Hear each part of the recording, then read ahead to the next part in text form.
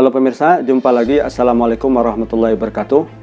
Pemirsa, ulama usul fikih atau usuliyun melalui pendekatan induksi atau istiqra'nya berhasil menyimpulkan dan mengerucutkan 5 tujuan pokok dari ajaran Islam, yaitu menjaga agama atau hifzuddin. Itu yang pertama. Kedua, menjaga jiwa atau hifzun nafs.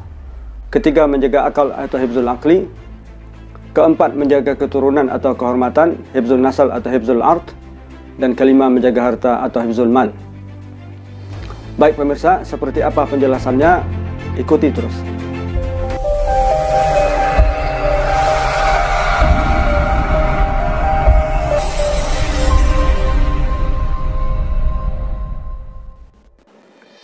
Pemirsa, perlu diketahui sesungguhnya persoalan 5 tujuan pokok dari ajaran Islam ini adalah persoalan mendasar dari kajian dan pembahasan ilmu maqasidus syariah atau ilmu filsafat hukum Islam. Karena itu, Syekh Yusuf Al-Qaradawi menekankan betul harus adanya kesesuaian atau sinkronisasi furuk-furuk fikih yang ada dengan tujuan-tujuan umum dari ajaran Islam itu sendiri. Dengan demikian, pemahaman kita tentang 5 tujuan pokok atau 5 tujuan dasar ini sangatlah penting sekali.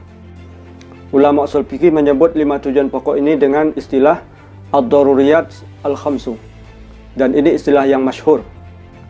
Artinya 5 kebutuhan yang sangat urgen atau emergensi bagi semua manusia dalam kehidupan ini. Artinya keselamatan dan kestabilan kehidupan manusia sangat tergantung dengan 5 kemaslahatan daruriyat ini. Istilah lain untuk ad-daruriyat al-khamsu ini adalah al-kulliyat al-khamsu. Artinya 5 ajaran universal dari ajaran Islam, dan saya menyebutnya dengan istilah Pancasila Maqasidus Syariah. Kemudian ada juga yang menyebutnya dengan istilah al-masalih al-kubra.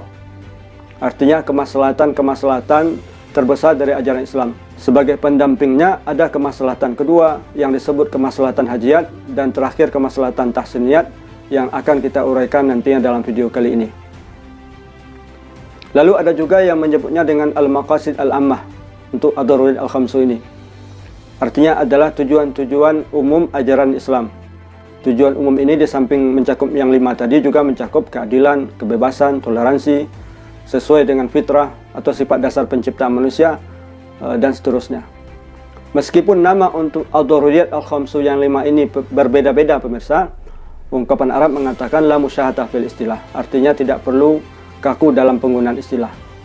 Sebab penamaan istilah yang berbeda untuk ad-daruriyat al-khamsu ini bermuara kepada satu makna, yaitu 5 kebutuhan mendasar yang tidak harus ada dalam kehidupan manusia. Dan tanpa itu semua, maka kehidupan ini tidak akan berjalan secara normal. Kemudian pemirsa, sebelum kita lanjut, bagi yang baru bergabung ke channel Akhi Andrialdi ini, jangan lupa untuk video kami ini like, komen, dan share, dan yang terpenting adalah subscribe dan tombol loncengnya. Baik, sebelum kita menjelaskan 5 tujuan pokok dari ajaran syariat Islam ini secara umum, penting kita ketahui sesungguhnya yang telah disinggung di atas, bahwa agar lebih sempurnanya 5 tujuan pokok ini dalam penerapannya, perlu dilengkapi 2 hal lagi sebagai penunjang atau penyempurna bagi ad-daruriyat al-khamsu ini, yaitu apa yang disebut dengan hajiyat dan tahsiniyat. Jadi ada penunjang yang diperlukan bagi daruriyat yang disebut hajiyat, dan ada juga penyempurna bagi daruriyat dan hajiyat sekaligus yang disebut dengan tahsiniyat. Dengan demikian pemirsa, kemaslahatan yang teratas namanya daruriyat, ini yang mendesak dan mendasar, lalu hajiyat, dan terakhir adalah tahsiniyat.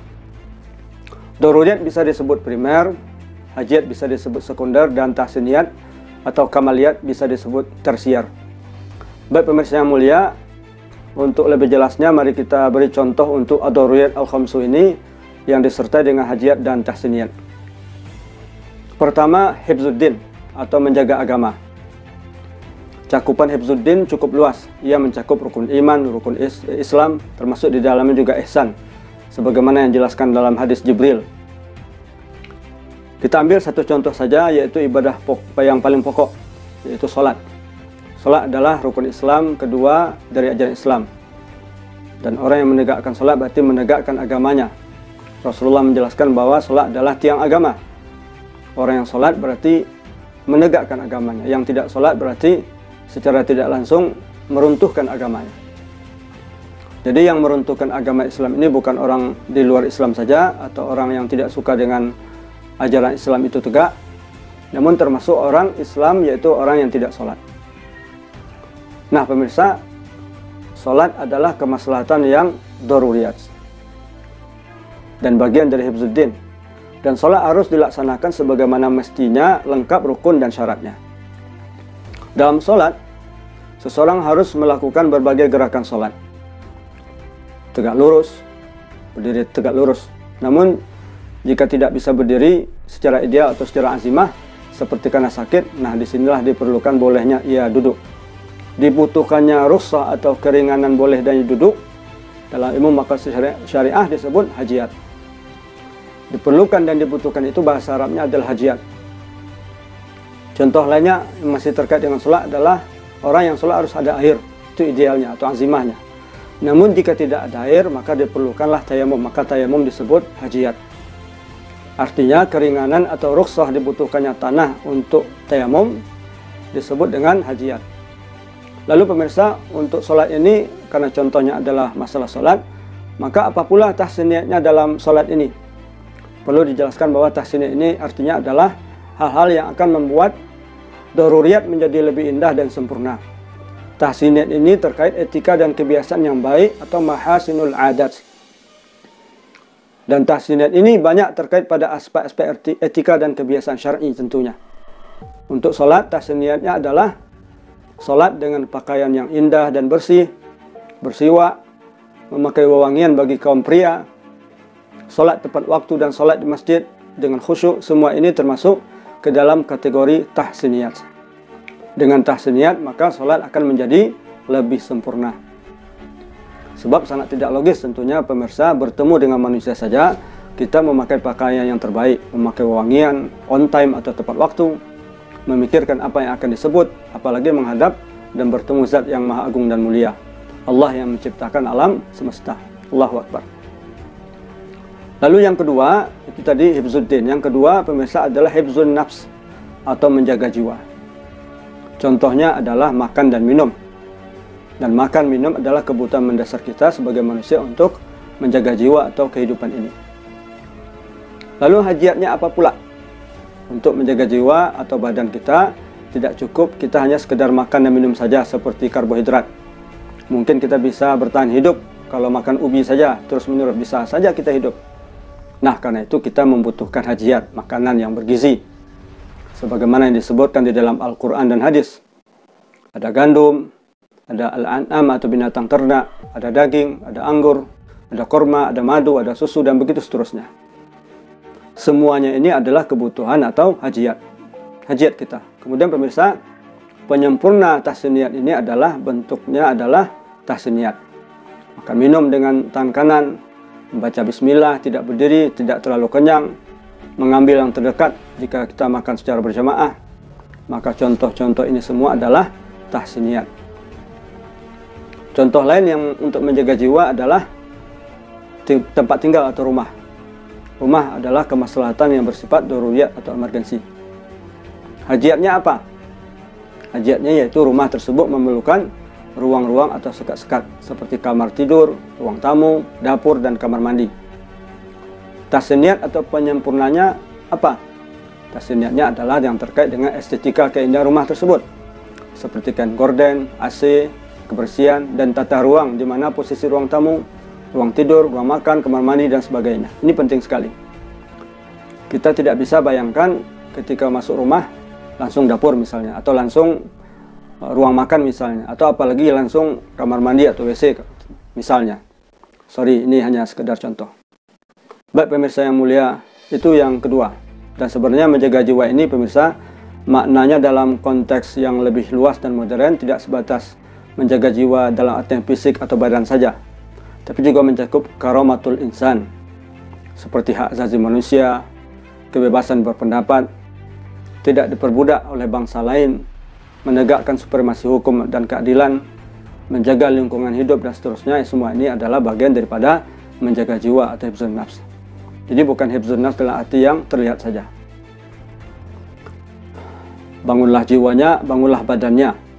Semuanya ini adalah bagian dari hifzun nafs. Tapi sayang waktu membatasi kita untuk menjelaskan lebih lanjut. Insya Allah akan ada video khusus untuk masing-masing dari 5 tujuan pokok ini. Karena itu ikuti terus video kami pemirsa. Baik, lalu yang ketiga adalah ad-daruriyat al-khamsunya. Yang ketiga adalah hifzul aqli, menjaga akal atau otak. Sebenarnya otak dan akal itu dua hal yang berbeda pemirsa. Kalau otak bahasa Padangnya banak, sementara akal adalah daya yang ada pada otak. Akal untuk berpikir sehingga disebutlah akal pikiran.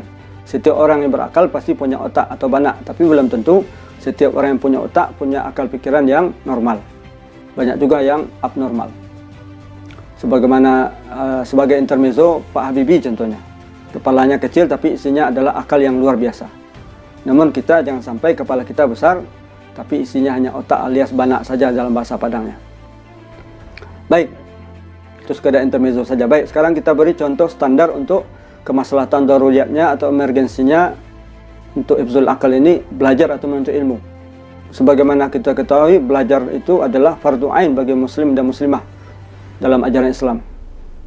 Hajiatnya apa ada untuk menuntut ilmu ini? Nah, hajiatnya adalah kita memerlukan guru dan buku-buku. Kita juga membutuhkan berbagai fasilitas untuk penunjang terlaksananya proses menuntut ilmu tersebut, seperti gedung, ruang belajar, termasuk karena kita sudah hidup di era zaman kemajuan sains dan teknologi, kita butuh gadget, butuh laptop, butuh internet dan sebagainya. Itu bagian dari hajiat. Nah, kemudian tahsiniyatnya apa pula hifzul aqli ini? Tahsiniyatnya itu termasuk terkait dengan adab-adab belajar, bersungguh-sungguh, jujur, memuliakan dosen, memuliakan guru. Itu bagian dari tahsiniyat. Kemudian yang keempat adalah hifzun nasal, menjaga keturunan atau kehormatan. Termasuk yang ad-daruriyat dalam hal ini adalah pernikahan. Jika seseorang sudah mampu untuk melakukan pernikahan, maka dianjurkan baginya atau disunatkan baginya melakukan pernikahan. Lalu apa pula hajiatnya dalam hal menikah ini? Maka hajiatnya kata ulama termasuk di dalamnya adalah mahar. Ulama juga memasukkan talak dan khulu ke dalam hajiat. Dan ia bisa saja berubah menjadi daruriyat ketika keutuhan sebuah rumah tangga tidak lagi bisa dipertahankan. Terkait hajiat ini, Imam Syatibi dalam muwafaqatnya menjelaskan bahwa hajiat sifatnya bisa berubah menjadi daruriyat. Boleh jadi dalam kondisi tertentu. Dalam ungkapan beliau mengatakan hiya tataraddadu ala daruriyat. Artinya dalam kondisi tertentu dia bisa berubah menjadi daruriyat. Lalu apa pula tahsiniyatnya terkait dengan pernikahan ini pemirsa? Salah satunya adalah tidak meminang pinangan orang lain. Ini termasuk tahsiniyat. Jadi jangan ada pula kita atau teman-teman atau saudara lewat di depan rumah seorang perempuan yang sedang dipinang, lewat dengan Alphard, mobil mewahnya. Ini mencari masalah namanya itu. Biarkan dulu saudara kita tersebut meminang, jika ia mundur baru kita maju. Jadi tidak main serobot-serobot saja.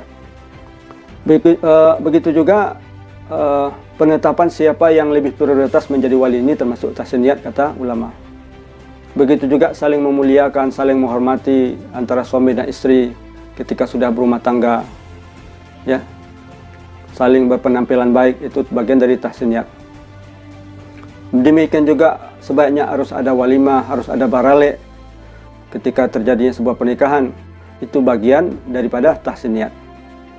Baik pemirsa, itu yang keempat terakhir adalah hifzul mal, menjaga dan melestarikan harta.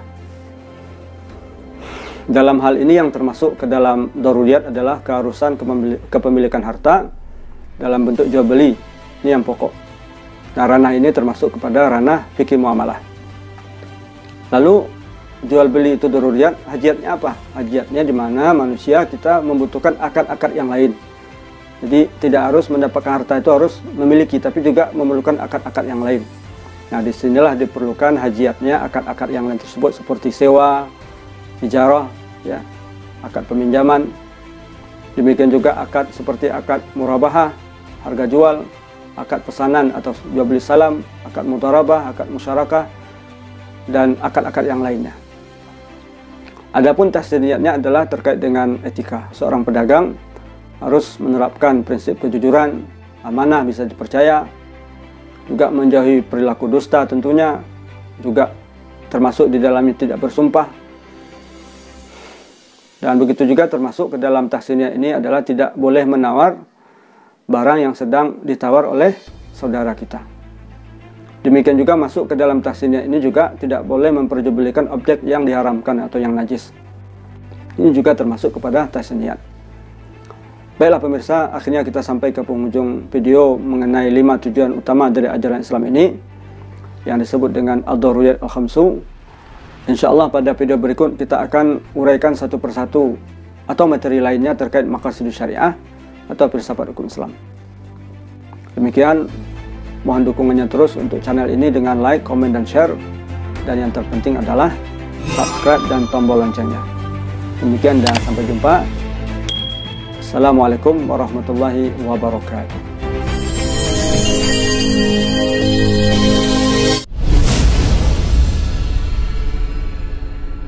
Waalaikumsalam warahmatullahi wabarakatuh. Masya Allah bang.